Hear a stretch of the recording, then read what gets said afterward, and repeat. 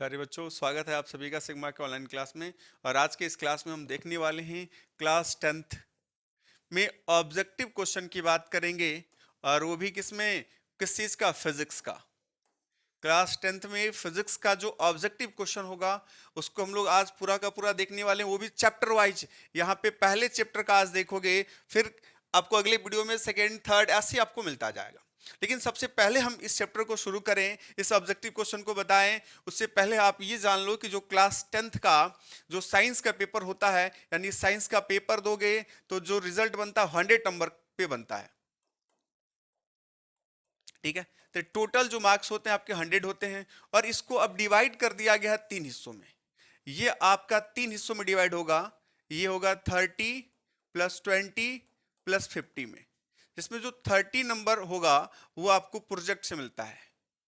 ठीक है, और प्रोजेक्ट कहाँ पे होता है? जो आप लिख के कॉलेज में जमा करते हो वो 30 नंबर देगा। और जो 20 मार्क्स होगा अब की बार से बोर्ड के एग्जाम में जुड़ा है, ये आपका क्या होगा? ऑब्जेक्टिव होगा। ठीक है, और ये आपका जो 50 होगा ये थियोरेटिकल होगा।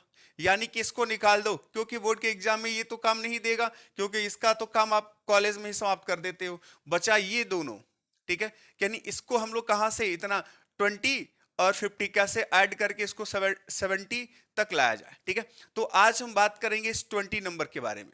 तो 20 नंबर में देखोगे तो ये जो 20 नंबर हो गया, यानी कि सबसे पहले हम बात करें, जो साइंस आपका है ये 3 हिस्सों में डिवाइड होता है।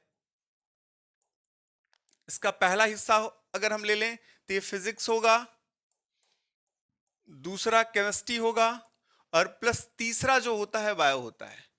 ठीक है, तो इसमें से हम देखें कि 3 हिस्सों में लगभग लगभग क्या होता है, तीनों से समान क्वेश्चन आपके अगर यहाँ पे बनेंगे तो आप यहाँ पे देखोगे ये क्या है? फिजिक्स हो गया, केमिस्ट्री हो गया, बायोलॉजी हो गया। तो इसमें से आज हम देखेंगे तो ऑब्जेक्टिव क्वेश्चन के लिए सिर्फ फिजिक्स पे हम लोग डिपेंड, यानी कि पहला आप देखेंगे सिर्फ फिजिक्स का देखेंगे, केमिस्ट्री बायोलॉजी का बाद में। ठीक है, तो आज देखोगे कि पहला चैप्टर जो होगा फिजिक्स का आपका होता है प्रकाश का परावर्तन। उससे कैसे कैसे ऑब्जेक्टिव क्वेश्चन बनाए जा सकते हैं, और बोर्ड के एग्जाम में आपका जो क्वेश्चन रहेगा उससे बाहर का नहीं रह सकता है। ठीक है, चैप्टर वाइज अगर हम यहाँ पे क्लियर कर ले तो ठीक है। और जब बोर्ड का परीक्षा जब करीब आता है तो एक मॉडल पेपर आपको दिया जाएगा लगभग लगभग 60-70 क्वेश्चन का, जिसमें से मैक्सिमम क्वेश्चन आपको क्या होंगे? लड़ जाएंगे। चलो, तो आज यहां से हम शुरू करते हैं, देखते हैं कि पहला क्वेश्चन क्या है। ठीक है, और एक चीज याद कर लो, यहाँ देख लो कि अगर आप मेरे चैनल पे नए हो तो यहाँ पे इस चैनल को आप सब्सक्राइब कर लो, क्योंकि यहाँ पे आपको 10th का, 11th का और 12th का मैथ और फिजिक्स फ्री ऑफ कॉस्ट दिया जाता है। चलो, तो ये सब आप करोगे और हम देखते हैं आज का पहला क्वेश्चन क्या है हमारा। देखो, पहला क्वेश्चन क्या है, देखो स्क्रीन पर दिख रहा है। करे कि एक अवतल दर्पण की वक्रता त्रिज्या 30 सेमी है, इसकी फोकस दूरी होगी। अवतल दर्पण आप पहले से पढ़े हो, जानते भी हो कि अवतल दर्पण क्या होता है? जिसका परावर्तक तल धसा होता है, ये इसका ध्रुव होता है। और यहाँ पे इसका क्या है? वक्रता केंद्र है। और वक्रता केंद्र और ध्रुव के बीच की दूरी को क्या कहते हैं? वक्रता त्रिज्या कहते हैं। ठीक है, तो वक्रता त्रिज्या क्या है? 30 सेंटीमीटर, यानी आर का वैल्यू दिया हुआ है। आर इज इक्वल टू क्या है? 30। ठीक है, तो आर का वैल्यू 30 दिया हुआ है। और हम जानते हैं दर्पण के सामने जो भी दूरी लेते हैं उसको क्या कर लेते हैं? जो निगेटिव लेते हैं तो ये -30 सेंटीमीटर होगा। ठीक है, दूरी ऋणात्मक नहीं होती है, ये माइनस चिन्ह ये दर्शाता है कि दर्पण के सामने है। और ये क्या है? परावर्तक तल के सामने की बात कर रहे हैं, तो ये क्या होगा आपका? अवतल दर्पण है तो क्या होगा? आर का वैल्यू निगेटिव होगा। और इसमें फोकस दूरी पूछ रहा है, तो देखो वक्रता केंद्र जो होती है, यानी ध्रुव और वक्रता के बीच में क्या होता है? आपका फोकस होता है। इसका मतलब ये हो गया कि फोकस दूरी जो होगी वक्रता त्रिज्या की क्या होती है? आधी होती है। तो आप लिख सकते हो C is equal to R/2, तो ये होगा -30/2, तो मिलेगा -15 सेंटीमीटर। तो ऑप्शन देख लो, ये थर्ड नंबर ऑप्शन आपका, यानी सी नंबर ऑप्शन क्या है आपका? सत्य है। बात समझ में आ रही है? चलो, यहां तक कोई दिक्कत? चलो, इसी तरीके के बोर्ड के एग्जाम में क्वेश्चन पूछे जाएंगे ऑब्जेक्टिव में। ठीक है, चलो हम देखते हैं अगला क्वेश्चन देखते हैं। देखो, अब कर रहा है कि उस उत्तल दर्पण की वक्रता त्रिज्या क्या होगी जिसकी फोकस दूरी 10 सेंटीमीटर है। अब उत्तल दर्पण में चला गया। अब उत्तल दर्पण में क्या होता है? जिसका परावर्तक तल क्या होता है? उभरा हुआ होता है। ये अब देखोगे ये ध्रुव हो गया, तो यहाँ पे इसका सेंटर होता है और इसका फोकस यहाँ पे होता है। ठीक है। तो अब यहां पे जब बात करोगे तो ये कह रहा है कि उस उत्तल दर्पण की वक्रता त्रिज्या क्या होगी जिसकी फोकस 10 सेंटीमीटर, यानी एफ का वैल्यू तो दिया है 10 सेंटीमीटर और एफ क्या इधर है, यही 10 सेंटीमीटर है। तो देखोगे दर्पण के पीछे जो भी दूरी लेते हो क्या लेते हो, प्लस चिन्ह से दर्शाते हो। तो ये प्लस एफ दिया है और हम अभी देखे हैं एफ का सूत्र f is equal to r by 2 होता है। अब आर ज्ञात करना है, 2 को इधर भेज दो तो are is equal to 2f, तो r is equal to 2 into 10 क्या मिलेगा हमको 20 सेंटीमीटर। देखो ऑप्शन कौन सा सही है, इसमें पहला ही दिख रहा है a का वैल्यू कितना है 20 सेंटीमीटर, ठीक है। ए नंबर ही आपका सही है, बात समझ में आ रही है। चलो ठीक है, अगला क्वेश्चन देखते हैं। देखो करे गोलीय दर्पण की फोकस दूरी और वक्रता त्रिज्या में संबंध, अभी जिसपे हम लोग क्वेश्चन बना रहे थे। तो गोलीय दर्पण की बात करें, गोलीय दर्पण की फोकस दूरी और वक्रता त्रिज्या में संबंध क्या होता है, अभी हम लोग लिखे थे f is equal to r by 2, या इसको चेंज करके लिखोगे तो ये होगा are is equal to 2f। तो इन दोनों में से देखोगे कौन सा ऑप्शन दिया हुआ है, तो कह रहा है f is equal to r by 2, f is equal to r by 2, f is equal to 2r नहीं होता, are is equal to 2f होता है। बात समझ में आ रही कि नहीं, ये पहला नंबर ऑप्शन आपका क्या है, सत्य है। ठीक है, चलो यहां तक तो कोई दिक्कत नहीं होगी। देखो ये पहला जो चैप्टर है उसको कंप्लीट कर लेना, क्योंकि बोर्ड के एग्जाम में अच्छा नंबर देता है। ठीक है, चलो सारे के सारे चैप्टर आपको यहाँ पे ऑब्जेक्टिव पहले क्लियर करा दिए जाएंगे। ठीक है, चलो नेक्स्ट नंबर क्वेश्चन लेते हैं। करे 10 सेमी फोकस, देखो 10 सेमी, करे 10 सेमी फोकस दूरी वाले अवतल दर्पण के सामने 20 सेमी दूरी पर रखी वस्तु का प्रतिबिंब बनेगा। अवतल दर्पण है, कौन सा दर्पण है, और अवतल, जिसका परावर्तक तल क्या होगा, धंसा हुआ होगा। अवतल दर्पण है और इसमें कह रहा है कि 10 सेमी फोकस दूरी, यहां पे इसकी फोकस है, क्लियर, इसकी डिस्टेंस कितनी यहां से 10 सेंटीमीटर, और कर इसके सामने 20 सेमी की दूरी पे रखी वस्तु है, इसके 2 गुने दूरी पे क्या वस्तु रखी गई है, यानी यहां पे वस्तु रखी गई है। तो फोकस का जो 2 गुना होता है इसको, इसी को हम लोग क्या कहते हैं, वक्रता केंद्र कहते हैं, और यहाँ पे वस्तु रखी गई है। बात समझ में आ रही है कि नहीं, तो 10 का 2 गुना क्या होगा 20, यानी कि वक्रता केंद्र पे वस्तु रखी गई है। तो आप ध्यान से देख लेना कि वक्रता केंद्र पे अगर हम वस्तु को रखते हैं और इसके ऊपरी बिंदु से प्रकाश की 2 किरण आपतित करोगे, तो पहला अगर समांतर गया तो क्या फोकस से होके जाएगा।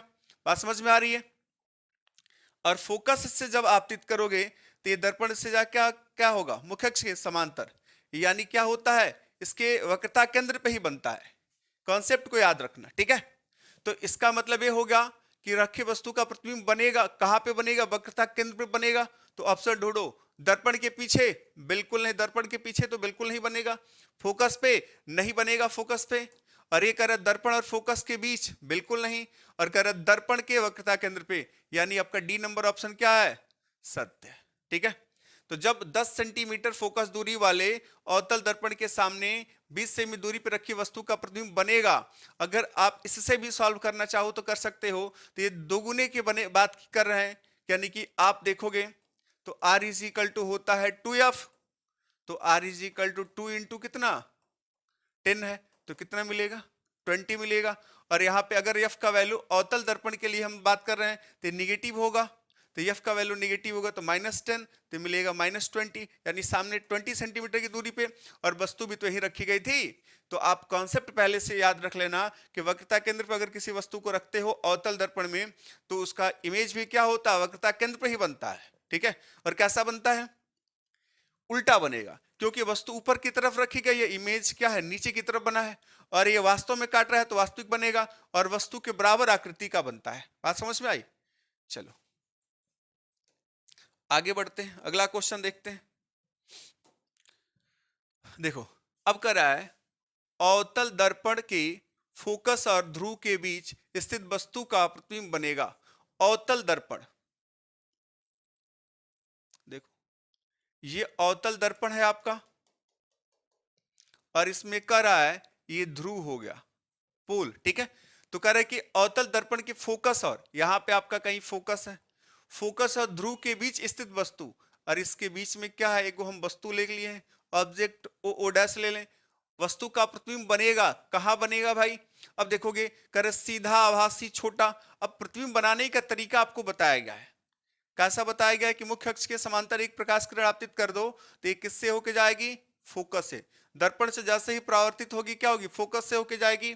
और दूसरी हम बात करें इसके डबल दूरी पे, यहाँ पे कहीं पे रखेंगे, बात समझ में आ रही है? जब डबल दूरी पे रखोगे तो यहाँ पे क्या हो जाएगा? और इससे क्या करेंगे, एक प्रकाश की किरण जब आपतित करेंगे तो ये सीधे जाएगा। और वक्रता केंद्र में आपको बताया गया है कि वक्रता केंद्र के अगर सामने हम प्रकाश की किरण को आपतित करते हैं, ठीक है, या वक्रता केंद्र से भेजते हैं, तो जो दर्पण से परावर्तन होता है वो क्या होता है? अपने ही मार्ग में हो जाता है। अगर इसके सामने भेजोगे, इसके सामने, ठीक है, इधर से थोड़े ना जाएगा, ये इसके ऊपर से जाएगा ना, तो ये रिटर्न होगा तो ऐसे आएगा। जब ऐसे आएगा तो इसी मार्ग से चलेगा। तो कैसा हो गया, कैसा मिलेगा हमको? इन दोनों के बीच में अगर रखते हैं तो कैसा मिलेगा? यानी कि इधर ये दूरी, ये ग्राफ थोड़ा सा यहां से, 1 मिनट, ये देखो, इसके बीच रखे हैं ना, तो इसके बीच रखे हैं तो इसका क्या होगा? ये यहाँ पे बनेगा। और यहाँ पे वस्तु को हम लोग तो ले लिए हैं, चलो ये ऑब्जेक्ट हो गया। और इसको जब इधर से भेजोगे तो यहाँ पे ये जाएगा, और इधर जाएगा तो ये क्या होगा? ये दोनों एक दूसरे से क्या होते हैं? दूर हटने लगे। जब दूर हटेंगे तो इन कीड़ों को क्या करते हो? पीछे की तरफ बढ़ाते हो। जब पीछे की तरफ बढ़ाओगे तो कहीं ना कहीं काटेंगे, जहां काटेंगे वही उसका इमेज बनता है। तो इसका इमेज बना आई डैश। बात समझ में आ रही? तो कैसा बना इसका इमेज? ये इमेज वस्तु ऊपर है तो इमेज भी क्या है? ऊपर, यानी सीधा बना, ठीक है। और क्या जी, कल्पना कर रहे हैं, यानी काल्पनिक, यानी पीछे की तरफ बना तो क्या बना? काल्पनिक, जिसको क्या कहते हो? आभासी कहते हो। तो ये क्या बनेगा? सीधा बनेगा, आभासी बनेगा, वस्तु से बड़ा बनेगा, ठीक है। तो इसमें ऑप्शन ढूंढते हैं, सीधा आभासी छोटा, नहीं छोटा तो नहीं बनेगा, सीधा आभासी बड़ा। तो देखो सेकंड नंबर ऑप्शन आपका क्या है? सत्य है। ये कह रहे सीधा वास्तविक बड़ा, तो सीधा बनेगा, बड़ा बनेगा, बट वास्तविक नहीं होगा, ठीक है।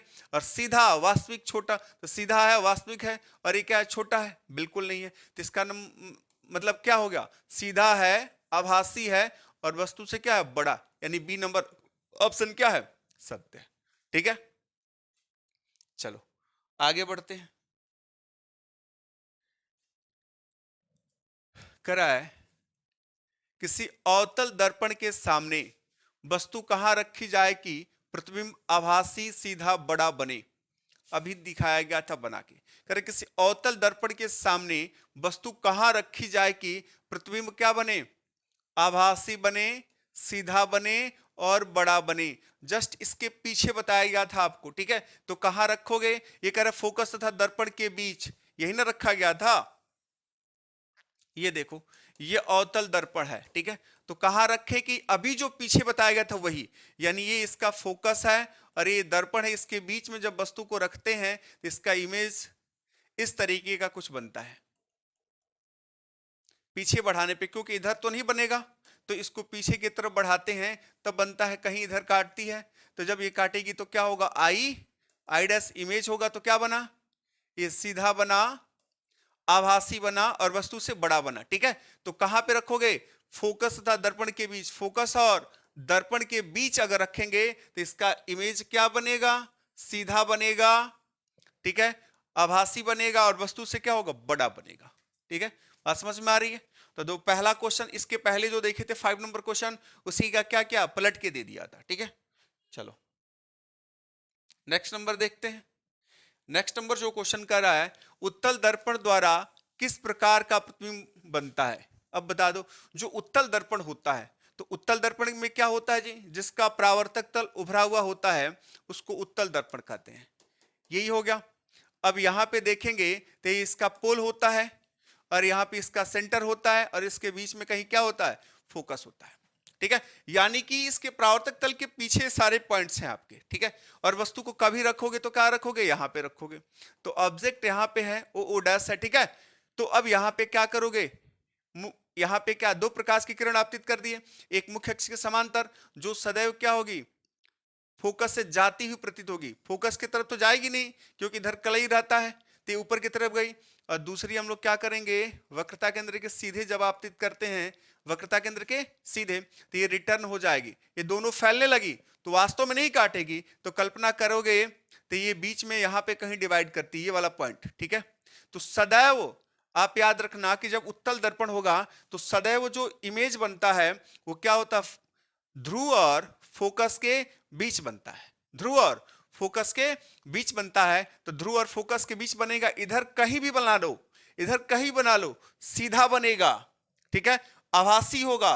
और बड़ा छोटा की तो बात कर सकते हैं, लेकिन वस्तु क्या बड़ी होती है, इसके बीच जब बनेगी तो क्या होगी, छोटी होगी, ठीक है, तो सदैव छोटी भी होगी, ठीक है। तो क्या हमने बताया, क्या होगा, सीधा आभासी, और वस्तु से क्या होगा, छोटे आकृति का, ठीक है। तो यहां पे अगर उत्तल दर्पण द्वारा किस प्रकार का प्रतिबिंब बनेगा, वास्तविक नहीं बनेगा, आभासी बिल्कुल सत्य है कि आभासी बनेगा, दोनों प्रकार का नहीं हो सकता, किसी प्रकार का नहीं। तो ये आपका second number, B number option क्या है, सत्य है। अगर इसके साथ कहीं आपका क्या हो, सीधा की बात कर रहा हो कि सीधा बनाएगा, तो ये भी बात सत्य है कि सीधा भी बनता है, ठीक है। अगर हम यहाँ पे बात करें छोटा, तो ये छोटा भी सत्य होगा, क्योंकि हमेशा क्या होता है, सीधा सीधा बनेगा, आभासी बनेगा, और क्या बनेगा, छोटा बनेगा। तो तीनों ऑप्शन आप याद रखना। तो यहां पे सिर्फ एक ही दिया है, तो हम यहां पे क्या करेंगे, आभासी को टिक करेंगे, ठीक है। चलो अगला क्वेश्चन देखते हैं।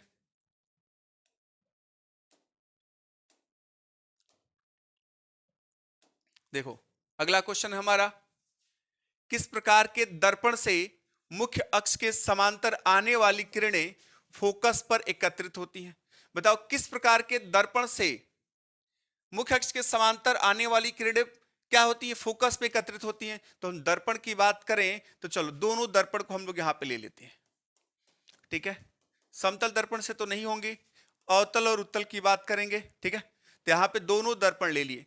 अब इसमें अगर हम प्रकाश के देखो कर रहे कि किस प्रकार के दर्पण के मुख्य अक्ष के समांतर, तो यही तो आपका प्रिंसिपल एक्सिस होता है, मुख्य अक्ष है, ये आपका क्या है, मुख्य अक्ष है, ठीक है।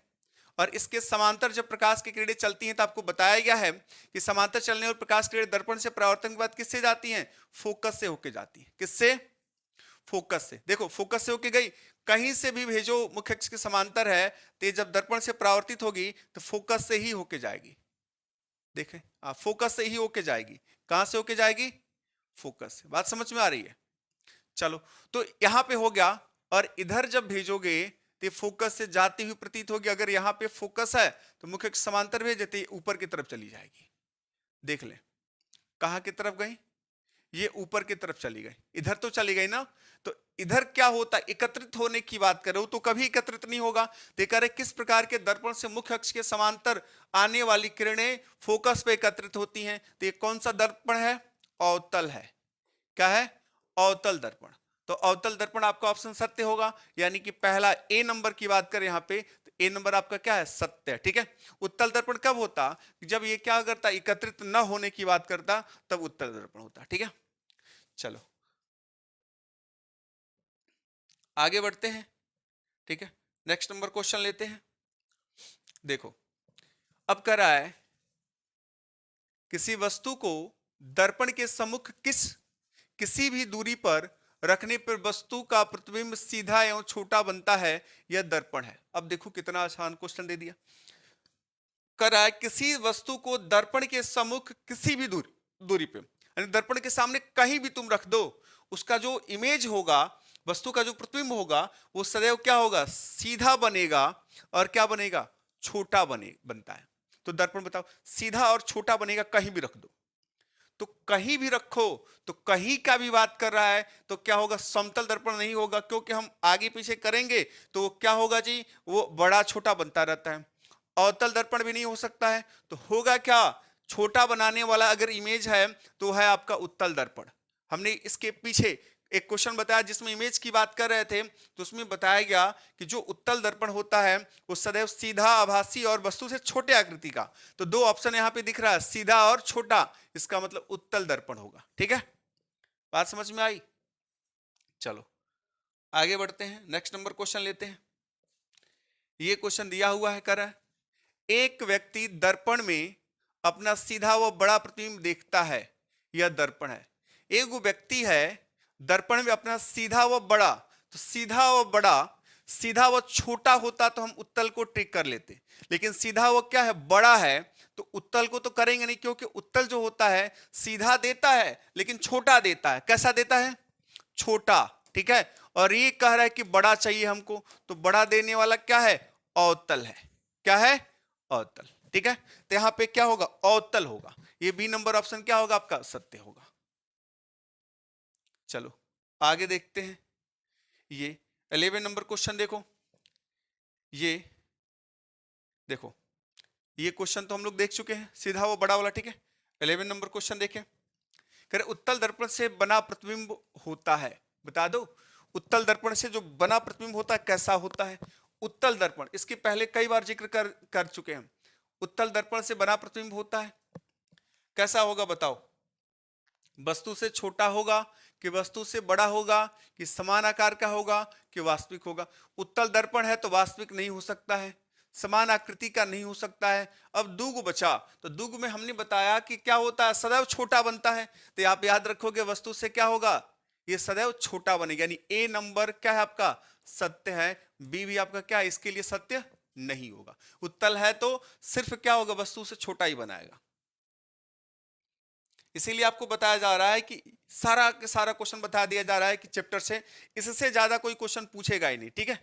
चलो, कह रहे समतल दर्पण से बना प्रतिबिंब है, यहां पे कह रहा है समतल दर्पण से बना प्रतिबिंब है, कैसा है भाई, समतल दर्पण से बना प्रतिबिंब कैसा होता है, वास्तविक होता है कि आभासी होता है, कि छोटा होता है कि बड़ा होता है। तो छोटा बड़ा होता रहता है। समतल दर्पण के आगे खड़े हो जाओ और आगे पीछे होते रहो, देखो कभी प्रतिबिंब क्या होगा, बड़ा होगा, कभी छोटा होगा, पोजीशन के ऊपर डिपेंड करता है। यानी कि ये कह रहे दर्पण से बना प्रतिबिंब होता है, छोटा अगर मार देते हो तो भी गलत, बड़ा मार देते हो तभी गलत, यानी ये दोनों ऑप्शन नहीं होंगे। अब बच्चा वास्तविक और आभासी, तो जो समतल दर्पण होता है वो वास्तविक नहीं बनाता है, तो क्या बचा हमारा, आभासी। तो समतल दर्पण अगर कहीं भी आए तो बिना सोचे आप सीधे मारोगे, क्या होगा, आभासी प्रतिबिंब बनाएगा। बात समझ में आ रही है, ठीक है। चलो आगे क्वेश्चन देखो, करा अवतल दर्पण होता है, क्या होता है भाई अवतल दर्पण, करा सदा अपसारी होता है, सदा अभिसारी होता है, करा न अपसारी, अभिसारी न अपसारी, और इनमें से कोई नहीं। बताओ अवतल दर्पण की क्रिया क्या होती है। अपसारी और अभिसारी आपको पढ़ाया गया है, आपको बताया गया है कि अपसारी किसको कहते हो, अभिसारी किसको कहते हो। जो प्रकाश के किरणों को क्या करता है, एकत्रित करता है, जो प्रकाश की किरणों को क्या करता है, एकत्रित करता है। यानी कि कह सकते हो कि अगर ऐसे प्रकाश की किरणें आ रही हैं, किसी बिंदु पे जाके क्या हो रही है, एकत्रित हो रही हैं, ठीक है।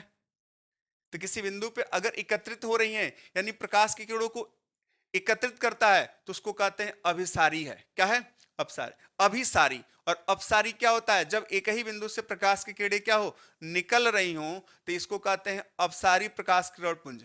तो अब एकत्रित करता, अवतल दर्पण होता है सदा अपसारी। अवतल दर्पण क्या करता है, हमेशा प्रकाश की किरणों, यानी कि अवतल दर्पण में देखोगे तो अगर हम मुख्य अक्ष के समांतर लेके जाएं तो सदैव क्या करता है, मिला देता है, सदैव क्या करता है, फोकस पे ले जाके मिला देता है, यानी कि एकत्रित करता है, ठीक है। तो एकत्रित करा तो क्या बना हमारा, अभिसारी बना। क्या बना, अभिसारी। अगर ये फैलाने की बात करता तो क्या बनाता, अपसारी।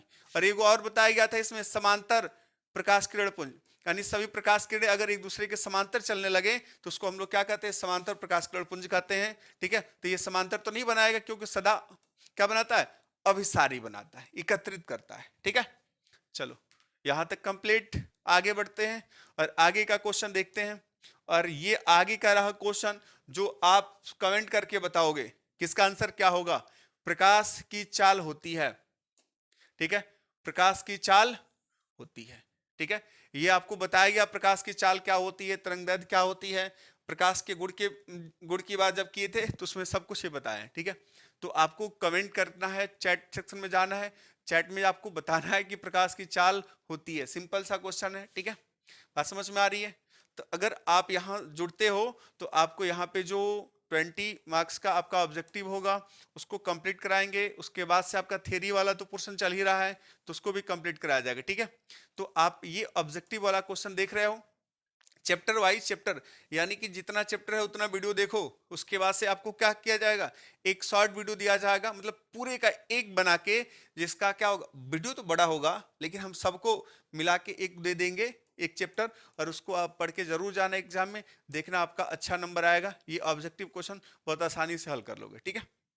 चलो यहां तक समझ में आई है ना बात, तो इसको जरूर देखेंगे कितने लोग चैट करके बताते हैं इसका आंसर, ठीक है। चलो फिर अगले वीडियो में मिलते हैं। और अगले चैप्टर के साथ मिलते हैं। तब तक के लिए धन्यवाद।